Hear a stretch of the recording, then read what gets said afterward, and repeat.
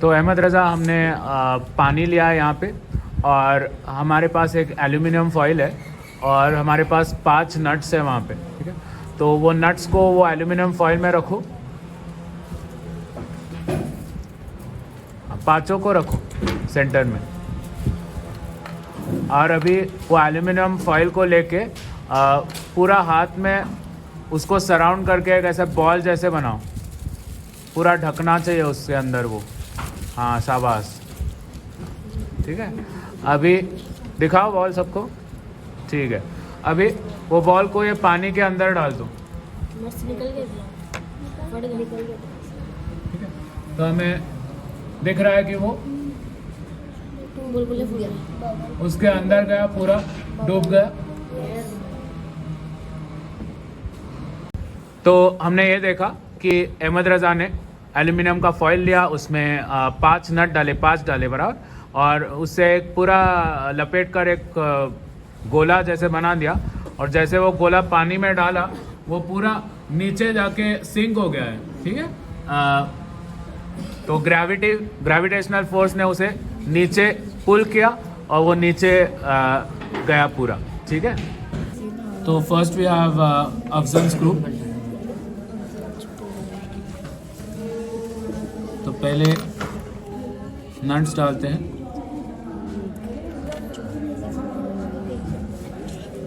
To,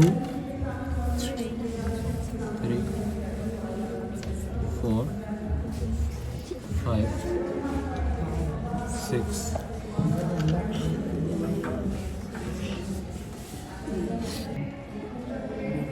8, 9, 10,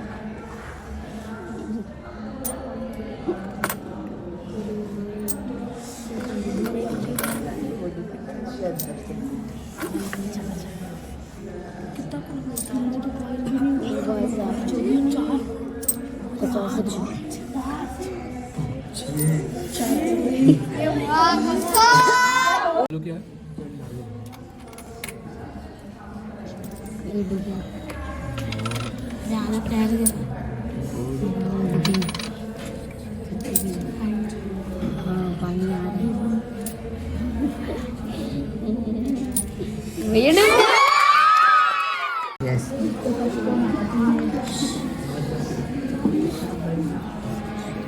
अभी हम अली अब्बास की बहुत टेस्ट कर रहे हैं। 2, 3, 4, 5, 6, 7, 8, 9, 10।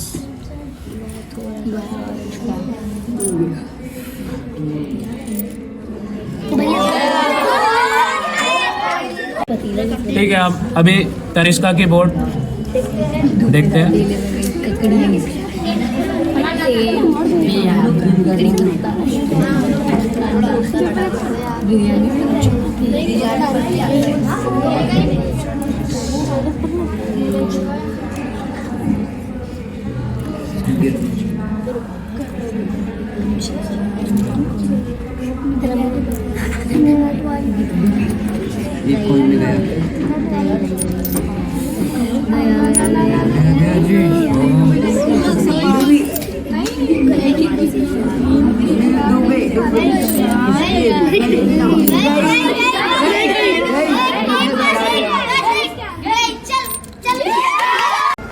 तो अहमद रज़ा, हमने पहले क्या किया था, हमने एक एल्यूमिनियम फॉइल में बस 5 नट डाले, और उससे तुमने एक बॉल बनाया, तो वो बॉल पूरा सिंक हो गया पानी में।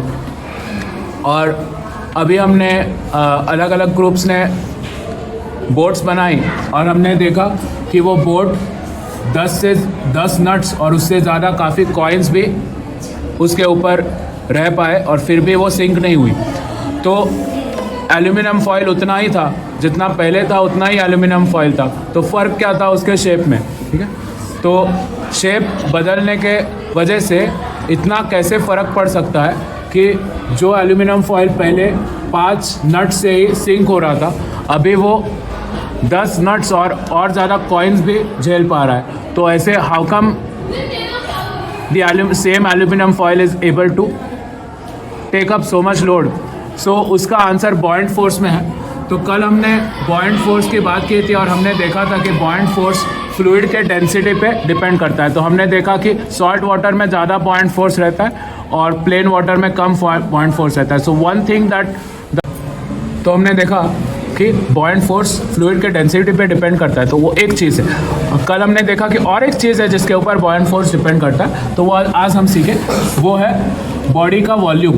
वॉल्यूम मतलब अंदर कितनी जगह है, अंदर कितनी स्पेस है। So if the volume is higher of a particular object, then the buoyant force provided is higher. So that is the second thing on which buoyant force depends, is the volume of the object. तो यहाँ पे आपको देख रहा है कि जो object का वॉल्यूम सबसे ज़्यादा है, मतलब उसमें स्पेस सबसे ज़्यादा है, उसके ऊपर पानी सबसे ज़्यादा buoyant force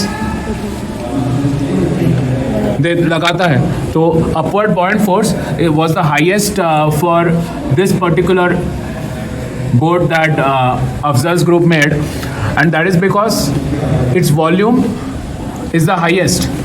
So that is the second thing on which buoyant force depends.